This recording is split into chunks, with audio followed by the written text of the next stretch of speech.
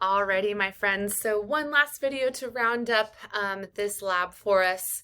And really the main take home with this last section is going to be looking at magnets and magnetic declination, as well as getting some experience with looking at a close-up topographical map of Tomales Bay. So if you're not familiar with a couple of these concepts, our planet has geographical north and south. So like where the North Pole is and the South Pole is. But there's also magnets within our planet. And those magnets are constantly shifting and varying and kind of moving around a little bit.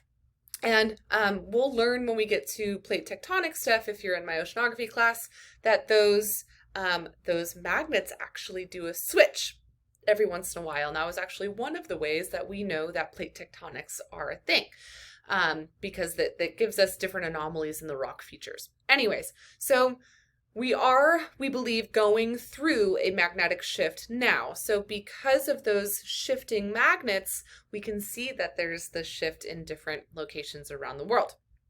So that's one thing. And then with the Tomales Bay map, if you're not familiar with Tomales Bay, if you've never been, shoot up north, about north of San Francisco, maybe about an hour and a half.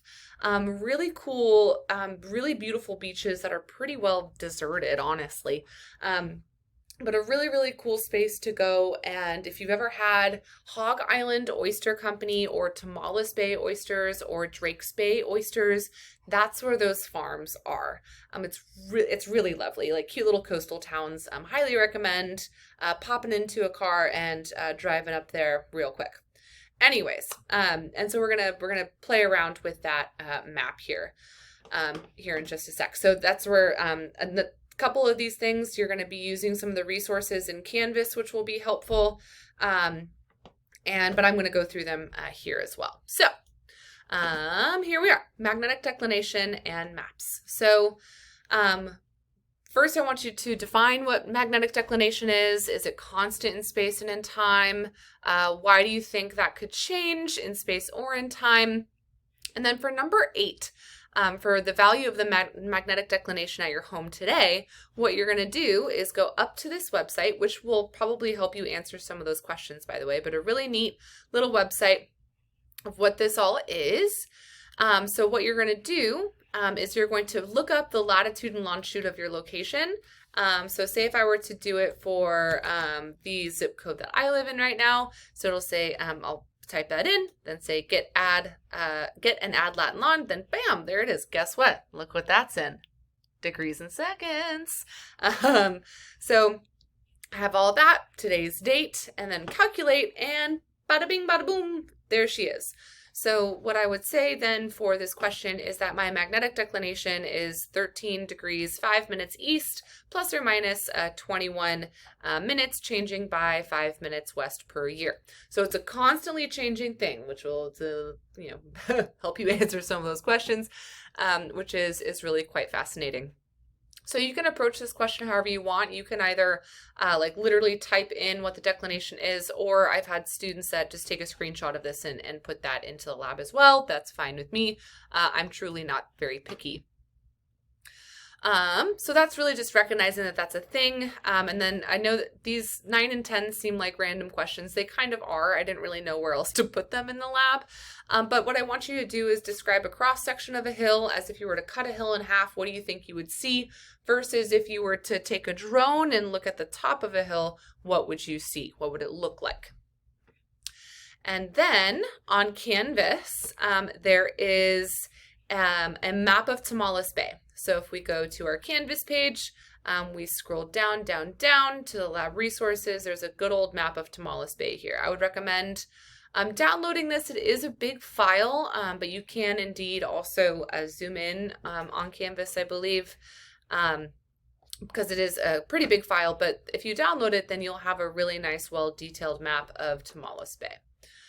So what you're going to do when you have that all downloaded, it looks pretty much like this.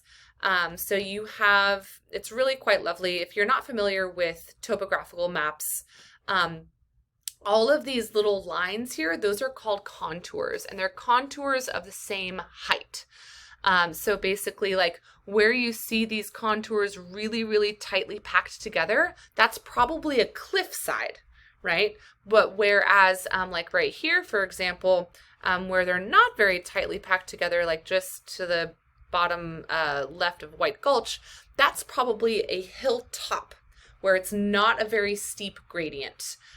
So if you were trying to hike up to the top of this hill, it probably wouldn't suck. But if you were trying to hike down to McClure's Beach, it's probably going to be a straight shot down.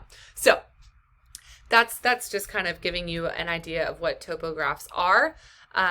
If you play video games, it's likely that the maps that are on video games will also have some sort of topography on there. So you may actually be familiar with this kind of stuff. It's just not in a way that's, I don't want to say scientific, but in a way that's, scientific or applied in this way. So just FYI on that. So there's a table in the lab that I want you to fill in with the conditions. So what's the title to the map, the type of map it is, what year was it made, the declination, the scale, and then this is where it might get perhaps the most tricky. So I ask for the northernmost latitude, southernmost latitude, westernmost longitude, easternmost longitude. The biggest hint here that I can't scream from the rooftops loud enough is, like, what you're going to do is you're basically going to go to each corner of the map and see which value you think would be latitude and longitude. And literally this just goes back to, to our knowledge of what latitude and longitude is. So if I'm looking at this top corner here, see there's two numbers for me, 123 degrees, 0 minutes, and 38 degrees, 15 minutes. Recall back to what latitude and longitude are and the degrees of variation for latitude. This is going to be the biggest hint that I can give here, and I don't know how else to say it. So latitude goes from 0 to 90 degrees, north or south, right? So if I have a value of 123 degrees, could that possibly be latitude? Probably not, right? So that's the biggest hint that I can say here of, which one is which could possibly be the latitude, which could possibly be the longitude. So it's our power of deduction and our critical thinking skills, right? So putting all of those things together, then you can fill in the table here of what those values are. And then you're going to do some subtraction from the south to the north and the east to the west. And I have two videos here that I've made in previous semesters that will help go through examples of this. I suggest watching the first one first because it breaks the explanation down into several ways, but I made a shorter one as well that will be helpful. The biggest thing that I can say here is toxic positivity. If you are coming up with any negative numbers, something has gone wrong. Okay, so everything has to be positive. You're using borrowing just like you would for normal subtraction. But just keeping in mind things like degrees, minutes, and seconds. There's 60 minutes in 1 degree. There's 60 seconds in 1 minute, that kind of thing. But definitely check out these videos here, which will be very helpful in describing how we would do a little example here. But I could also just do a quick example whilst we are in this little video. So say that my one value is 12 degrees, 4 minutes, and 13 seconds. I'm going to subtract that from 4 degrees, I don't know, keep on doing 4, 17 minutes and 42 seconds. So this is how I have things set up, right? In a nice little fashion. So something that I like to do is put little dashed lines in between just so I remember that these are different, right? So with this, can I subtract 42 from 13 and it still be positive? No, right? So we have to do some borrowing. So we're going to borrow from 4 first. So we're going to do 4 minutes becomes 3 minutes. Then we say this is then plus 60. So 60 plus 13 is 73.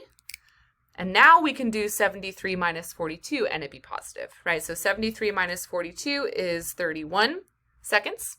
Voila. Now we continue back towards the left. Can I do 3 minus 17 without it being negative? No.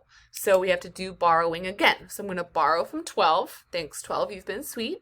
And now that's 11 degrees. And now once again, I have to add 60. So you don't have to do it all like this. I'm a very visual person, so I kind of like doing that. So then we have 63 minus 17. Maybe I can do that in my head.